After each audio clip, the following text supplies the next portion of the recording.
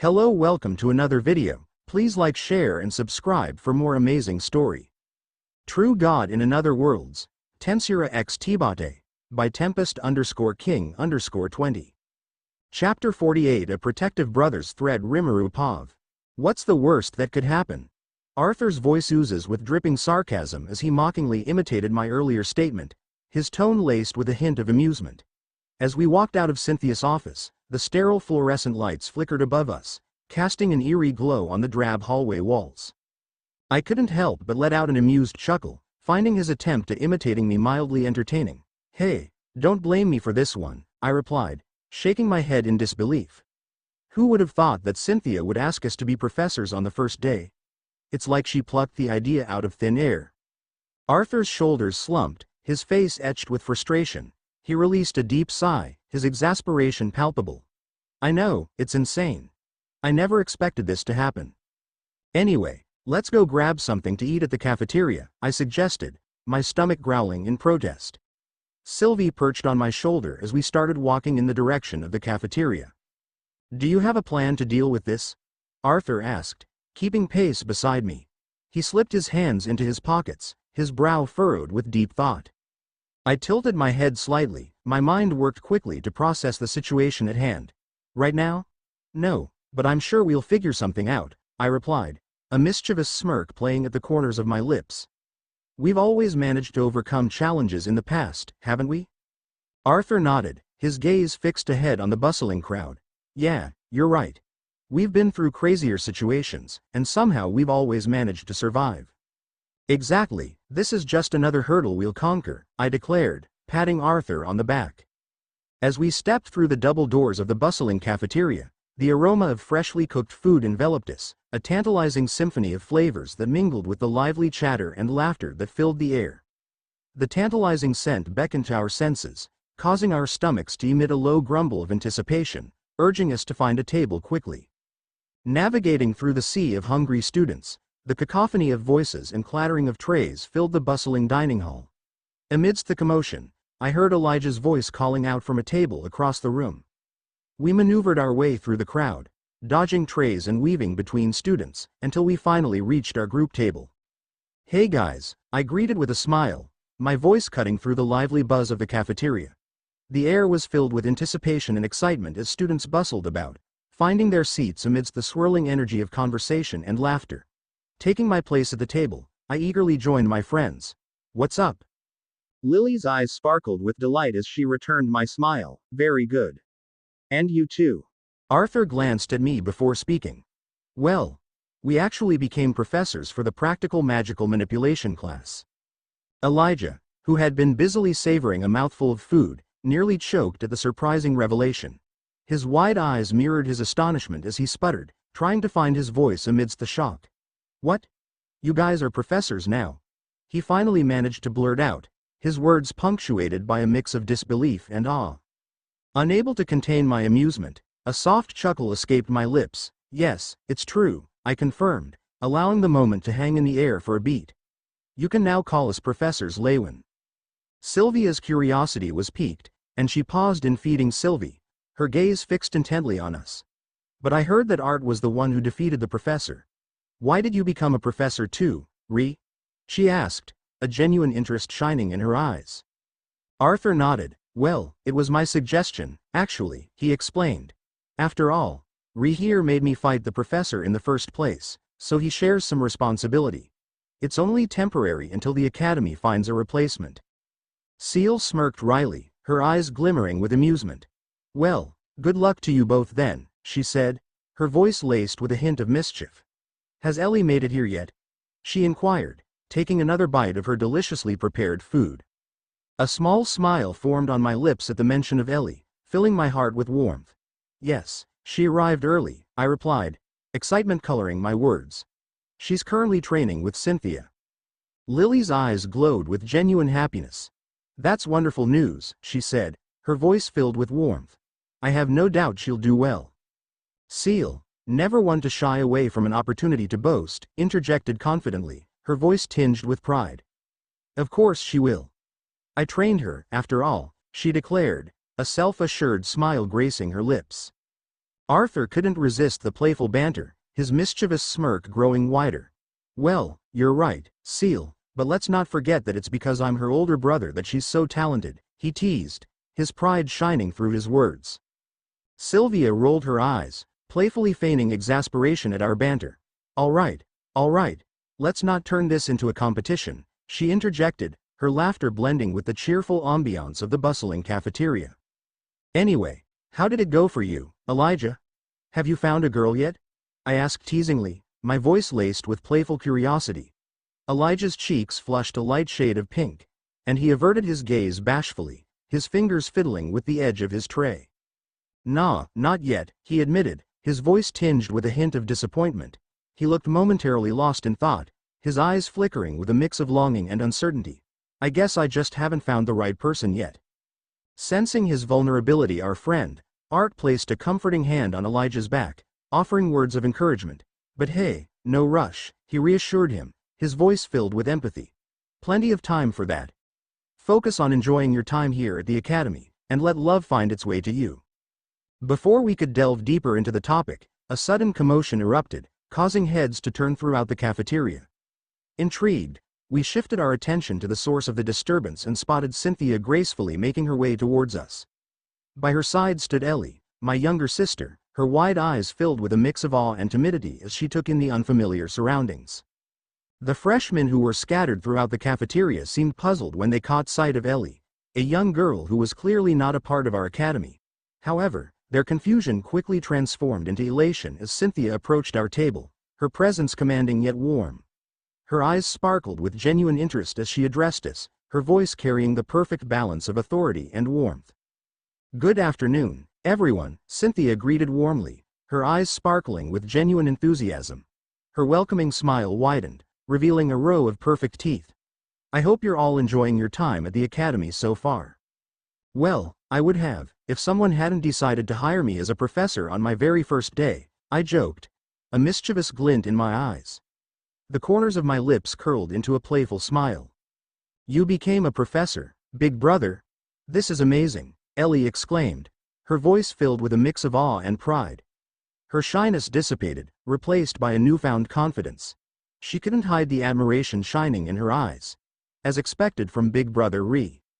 Yeah, it came as a surprise to me too, I chuckled, ruffling Ellie's hair affectionately. The soft strands tickled my fingers as I playfully tousled them.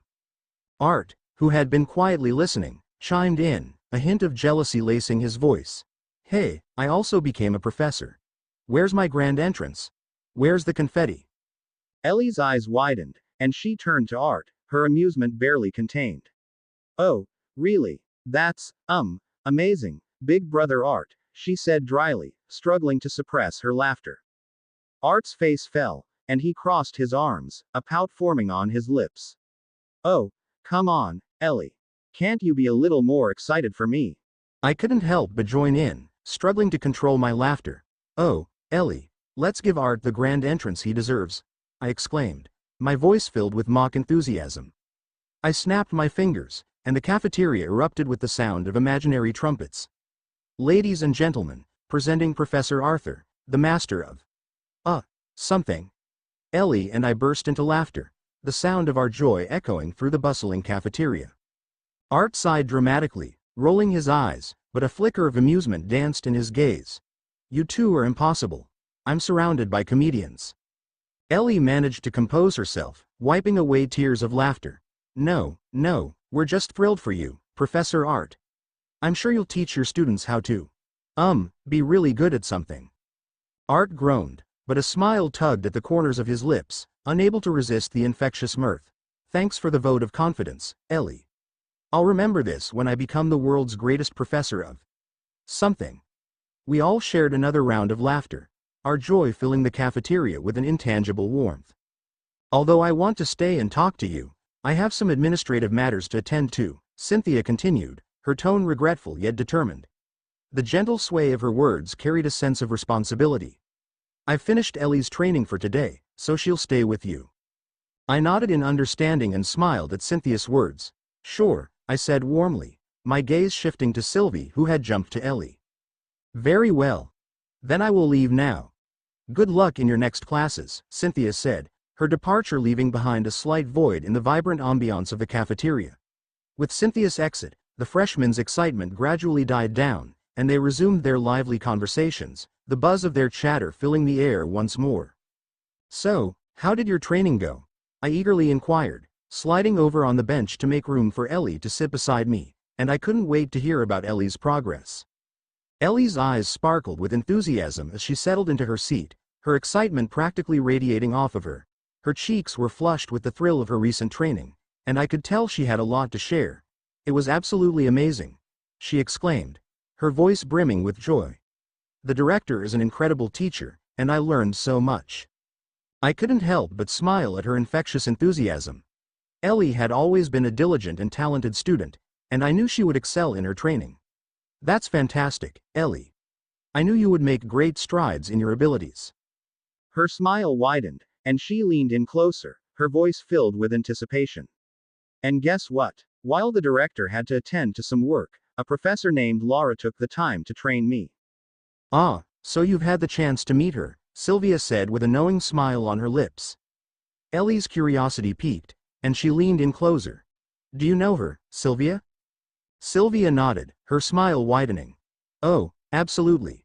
She's actually one of my brother's closest party members. Ellie's eyes widened in surprise. Really? I had no idea.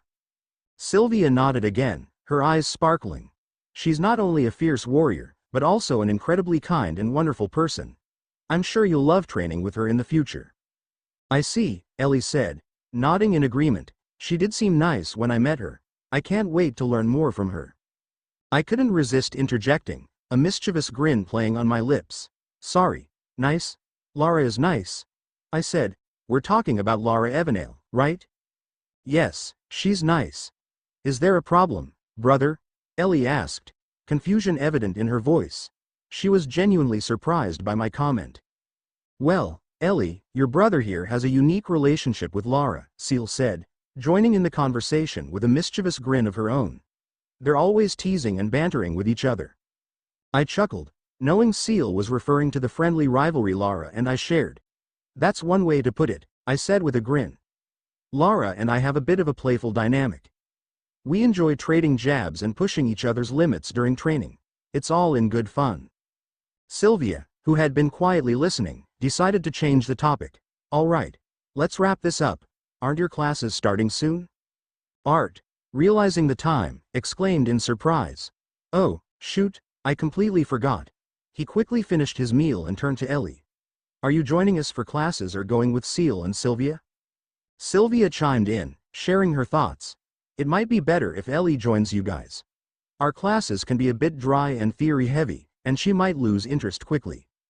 Seal nodded in agreement, a hint of disappointment flickering across her face. Yeah, I think that's a good idea. Ellie, you'll have more fun with you. All right then. We better head out now. See you later, I announced, getting up from the bench. Art and Lily followed suit, while Sylvie nestled comfortably in Ellie's hands. Since Lily was under the director's wing and in her second year, she had special permission to join our next class on team fighting mechanics. Art and I had managed to secure special permission as well. The classroom was situated on the opposite end of the vast academy campus, far removed from the lower division classes. As Arthur and I approached, a sense of awe washed over us as we beheld its extraordinary design. It deviated from the conventional classroom setup, resembling instead a sprawling grassy expanse adorned with a myriad of obstacles. Towering walls, adorned with intricate engravings of ancient runes, stood at irregular intervals, forming a labyrinthine configuration. Perched atop each wall was a small glass-encased room, likely serving as a viewing platform for the rest of the students. We took a moment to survey the surroundings, our eyes scanning the area, and soon, we caught sight of a group of familiar faces amidst the early arrivals. Curtis, his bond beast, Grotter, at his side, greeted us with an exuberant wave as soon as he recognized our approach. Claire, with her long hair billowing in the wind, radiated confidence as she stood with an air of eager anticipation. Ah, I had no idea you two would be in the upper division class, Leywins, Curtis exclaimed, a wide smile of recognition illuminating his face. Hello, Captain, Claire chimed in, her voice as vibrant as her spirit. Her gaze, filled with anticipation, momentarily wandered behind us and settled upon my younger sister. Your little sister, Captain? She asked, her curiosity genuine. Yes, indeed.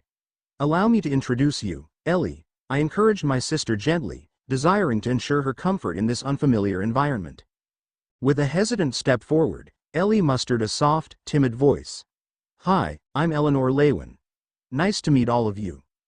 Nice to meet you too, Eleanor, Claire greeted warmly, her eyes sparkling with affection. I'm Claire Bladeheart. It's always a pleasure to come across another Lewin. She extended a hand, and Ellie shook it with a small smile, immediately feeling at ease. Curtis rose to his feet, his hand gently stroking Grodder's massive head. I'm Curtis Glader, and the sleepy lion beside me is Grodder. Welcome, Eleanor, Curtis said with a friendly smile. We're glad to have another Lewin among us. Grodder let out a low rumble, almost like a purr, as if to echo Curtis's sentiment. But she didn't enroll in the academy, right? She appears to be quite young, perhaps 8 or 9. How did she manage to join us here? Claire inquired, lowering herself to Ellie's eye level, showing an understanding and curiosity that instantly put Ellie at ease. She's the director's disciple.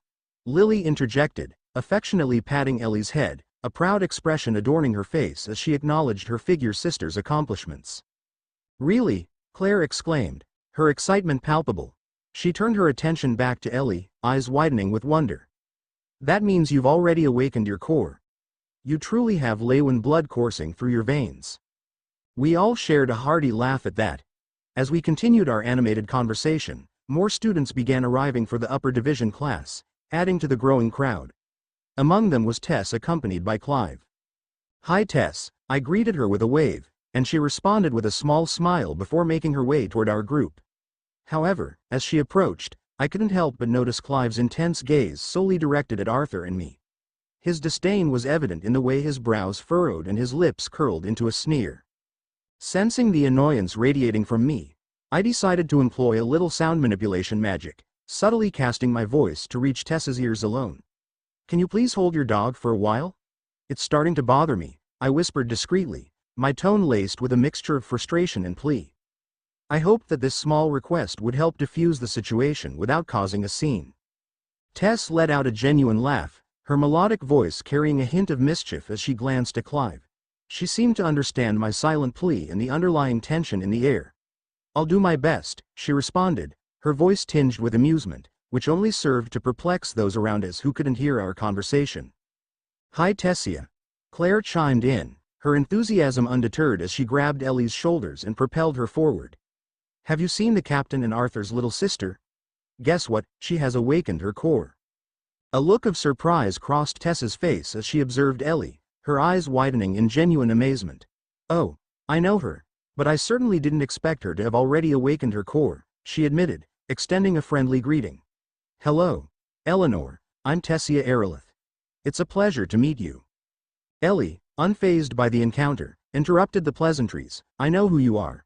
My brother told me about you, she announced confidently. Tessa's smile broadened, and she nodded in acknowledgement. Ah, I see. Well, it's always nice to put a face to the name then, she replied warmly, her voice laced with genuine interest. Third-person Pav as Eleanor and Tessia exchanged greetings. A figure in the side observed this interaction with growing dissatisfaction. Clive couldn't believe what he was testifying. His face contorted with disapproval, he approached Eleanor, his steps heavy with purpose. Hey, little girl. How can you be so rude to the president? Clive scolded Eleanor, his voice dripping with condescension. His eyes were narrowed, filled with a mix of superiority and disdain. Tessia, sensing the tension growing in the air, quickly stepped in, her eyes burning with anger. Clive, enough, she snapped, her voice laced with authority. But Clive remained undeterred, his gaze fixed on Eleanor, his posture brimming with arrogance. It was as if he questioned her very right to be a part of this esteemed institution. No, President. I have a duty to teach these children manners, he retorted sharply, his words laced with derision. How did you even manage to get into the academy, did you? Before Clive could finish his condescending sentence, he found himself suddenly surrounded by 3 gleaming swords. Rimuru, Arthur, and Lilia had swiftly positioned themselves, protecting Eleanor and making it clear that they would not tolerate any insults directed at her. Rimuru, who had initially planned to ignore Clive's presence altogether, couldn't bear to see his cherished sister being belittled. The protective instincts within him surged, and he moved swiftly to her defense. Arthur, understanding Rimuru's sentiments, shared the same determination to shield Eleanor from harm. Lilia, having developed a close bond with Eleanor, felt a fierce sense of guardianship swell within her. "I dare you to finish this." Lilia stepped forward, her voice now chillingly authoritative. The air seemed to chill around her, adding an eerie weight to her words. Clive, taken aback by the sudden shift in tone, paled visibly. He had never expected such a formidable response from his fellow student council member. Trembling, Clive stammered, his words stumbling over one another as he took a step back under the piercing gaze of the blades pointed towards him. The glint of the sharpened edges sent shivers down his spine, and he realized that he had gravely underestimated his colleagues. The gravity of the situation weighed heavily on him, the consequences of his disrespectful behavior suddenly becoming all too real. Arthur and Lilia glanced at Rimuru, seeking guidance in this unprecedented situation. They both respected Rimuru's authority and didn't mind Clive suffering the consequences of his actions, but they also didn't want to act without Rimuru's approval. Rimuru, fully aware of the potential danger, had already set up a barrier of the magic of illusion around them, shielding them from prying eyes.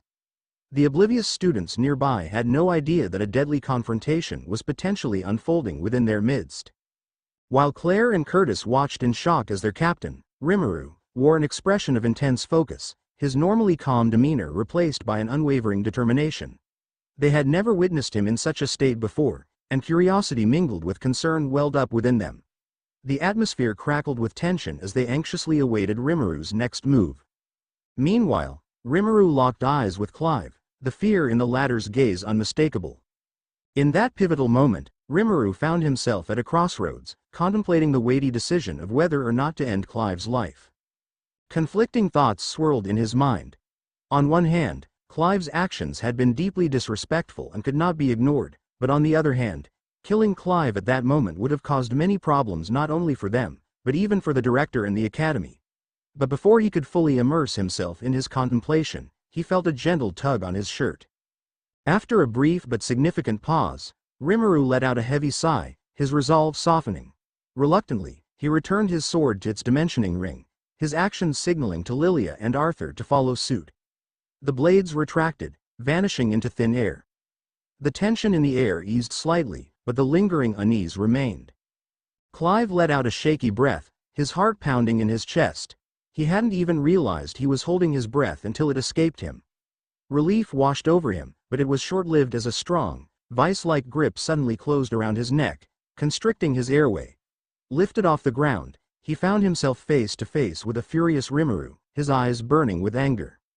"You survived this time." Rimuru's voice dripped with venom, each word laced with the intensity of his rage. "But don't you dare ever do it again. And let me make myself crystal clear. If you so much as think about bothering my little sister, or Lily, or Tess again, this will be the end not just for you, but for your entire family. Understood?" Clive's fear was palpable. His voice failed him as he nodded vigorously, his wide eyes pleading for mercy. Words caught in his throat, unable to utter a single syllable. Without warning, Rimuru's grip loosened and Clive crashed to the ground, gasping for air. The weight of the threat hung heavily in the air, suffocating any defiance Clive had left. He scrambled to his feet, his movements frantic and desperate, as he hastily scurried away, his clenched teeth doing little to contain his frustration. Once Clive was out of sight, Rimuru's attention returned to his younger sister, Eleanor. The anger that had consumed his expression melted away, replaced by a tenderness only a protective older brother could possess. He gently patted her head, guilt and concern clouding his eyes with aching regret. "Sorry, Ellie," Rimuru whispered, his voice heavy with sorrow. "I never wanted you to be exposed to such a situation in your first day." Eleanor looked up at her brother, her gaze filled with a surprising maturity beyond her years. "Don't worry, big brother," she said, with a reassuring smile, her voice surprisingly calm for someone so young. "And promise me you won't do something like that again. Someone like that guy isn't worth your time." The unexpected wisdom in her words caught everyone off guard, including her older brothers. As the silence lingered, Rimuru's laughter erupted, a sound that cut through the air and attracted the attention of the surrounding students who had been obliviously going about their day. It was a genuine laugh, tinged with relief and affection. "You're right, Ellie," Rimuru replied, a softness settling over his features as his laughter subsided into a warm smile. "But I won't stand idle while anyone insults my little sister." Eleanor's playful smile widened, a mischievous glint in her eyes. "Well then, I'll depend on you to protect me, my dear big brother." Rimuru's smile grew, his love for his sister shining through. He affectionately ruffled Eleanor's hair. "Of course, Ellie. I won't let anything or anyone hurt my sweet sister." Meanwhile, the rest of the group watched this emotional exchange unfold before them. Claire, unable to contain her overflowing curiosity any longer, turned to Arthur, her eyes sparkling with a multitude of questions. "Are they always like this?" she asked in awe, her voice filled with wonder as she gestured towards Rimuru and Ellie. Arthur chuckled softly, a tender fondness evident in his eyes as he reminisced. "Oh, you have no idea," he replied, his voice tinged with amusement. "Rimuru has always been fiercely protective of Ellie. Ever since we were children, he's been her constant guardian and confidant." Lilia, unable to resist adding her teasing sarcasm, couldn't help but interject, "Aren't you the same? It's almost as if siblings have some sort of natural instinct to protect each other." Arthur scratched the back of his neck, a sheepish smile playing upon his lips. "Well, I do try my best to be protective, but Rimuru takes it to a whole new level," he admitted with a slight shrug, his eyes glinting with affectionate admiration. "Rimuru always puts Ellie's well-being above everything else." As the group observed Rimuru and Ellie, their gazes softened with understanding. "I see," Claire replied softly, her voice filled with comprehension as she nodded in agreement. Her eyes were locked on Rimuru and Ellie, captivated by their presence. "By the way, Art, when you mentioned Sylvia earlier, did you mean Sylvia Morgan?" Arthur blinked in surprise at the mention of the name. Yes, I do. Do you know her?" Claire's excitement was palpable as she exclaimed, her eyes sparkling with admiration. "Of course I know her. Sylvia Morgan, the little sister of the famous adventurer, Jackson Morgan. The rumors say she's exceptionally talented for her age and that she's attending this academy." Her voice brimmed with genuine awe and excitement, as if she was talking about a living legend. Arthur's surprise grew, his admiration for Claire's knowledge apparent. "You really know a lot about her," he commented with a small smile. Claire grinned, unable to contain her enthusiasm. Her cheeks flushed with a rosy hue, mirroring the vibrant blossoms. "I've always wanted to meet her. To witness her skills firsthand would be nothing short of amazing. Do you think she'd be interested in joining our group? I mean, I'm sure she has plenty of other options, but it would be incredible to have someone with her level of expertise," she added, her voice filled with a mix of hope and excitement. Rimuru, who had been silently observing the conversation with a gentle and serene demeanor, interjected with a calm and soothing tone. "I can certainly ask her if she'd be interested in meeting you," he offered. Claire's excitement soared to new heights, her eyes shimmering with eager anticipation. "That would be fantastic," she exclaimed, unable to contain her elation. Her voice overflowed with pure joy and enthusiasm, like a child on the brink of receiving a long-awaited gift. Lilia, unable to resist teasing her friend's infectious enthusiasm, let out a playful laugh, her tone carrying a mischievous undertone. "Oh, Claire, you're positively bursting with excitement, aren't you? If only I had known sooner, I would have already spoken to Sylvia about it." Claire playfully scolded her friend, forming a mock pout. "You knew Sylvia and you didn't tell me?" She feigned disappointment, her voice filled with playful reproach, though her twinkling eyes betrayed her true amusement. Lilia simply shrugged, mischief dancing in her playful gaze. "Well, you never asked, did you?" she replied, her voice carrying a playful lilt. Claire crossed her arms and pouted in a playful manner. Fine. Just promise me you'll introduce me to her as soon as possible," she demanded, her voice laced with both anticipation and excitement. Rimuru chuckled, his amusement evident in his gentle laughter. "You have my word," he assured her, his promise carrying the weight of his sincerity. With the conversation finally winding down, Tessia shifted her attention towards Rimuru, a wave of relief washing over her. The corners of her lips curled upward, and her smile illuminated her features, radiating genuine gratitude. The weight of a long-standing nuisance being lifted off her shoulders was palpable. "Anyway, thank you, Tessia expressed, her voice overflowing with heartfelt appreciation. Clive was always such a nuisance, constantly bothering me and Lily. I hope whatever you did to him will finally put an end to his antics. Oh, you're absolutely right, Lilia chimed in, her voice laced with an undercurrent of annoyance. Frustration evident in her furrowed brows, she continued, if only I hadn't been so concerned about causing a scene, I would have given him a piece of my mind much sooner. I see.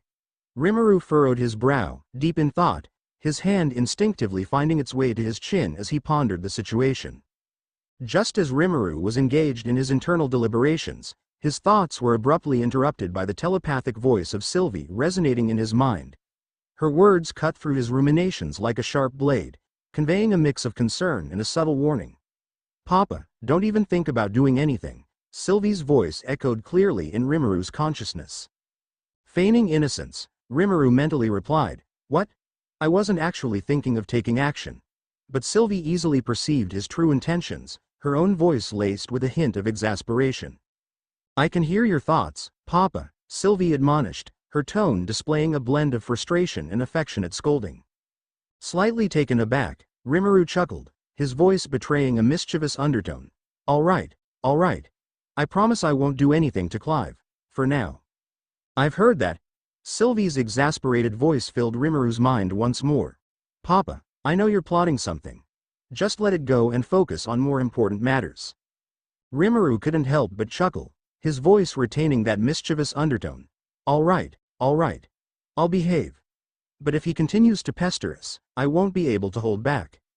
Sylvie let out an exasperated sigh, fully aware of her father's protective nature. However, a smile tugged at the corners of her lips as she responded. Just try not to cause too much trouble, okay? I'll do my best, Rimuru replied, his words punctuated by a playful smirk. But no promises if he pushes me too far. As Sylvie shook her head, her affection for her father shining through her weary expression, she couldn't help but sigh in affectionate exasperation. You're impossible, Papa, she chuckled softly. Amidst the playful banter and unspoken understanding between father and daughter, Art, who had been observing the exchange, finally spoke up. His tone carried a hint of worry as he addressed Tessia and Lilia. You could have informed us beforehand, he stated, a slight frown creasing his brows. Tessia waved her hand dismissively, her voice filled with nonchalance. It really isn't a big deal, she replied casually. I didn't want to make a fuss out of it. With a sly smirk, Lilia interjected, her eyes glinting mischievously. True, and knowing you both, you probably would have made things worse, she pointed out, her voice filled with a mixture of amusement and agreement. Art nodded in understanding, the concerned frown on his face softening. Fair enough. Just make sure to keep us in the loop next time, all right? Tessia nodded, a small, grateful smile gracing her lips. Sure, she acquiesced. With Tessia's confirmation, Arthur turned his gaze, scanning the surroundings for Professor. However, as his eyes swept across the room, they suddenly came to a halt, and a fiery anger ignited within him. His face burned with a mix of frustration and resentment, his clenched fists turning white with tension. Rimuru, noticing the sudden change in his brother's demeanor, followed his gaze and found himself fixating on the same person. A cold smile played on Rimuru's lips as he muttered softly, emphasizing each syllable, so you haven't changed, Lucas Wykes.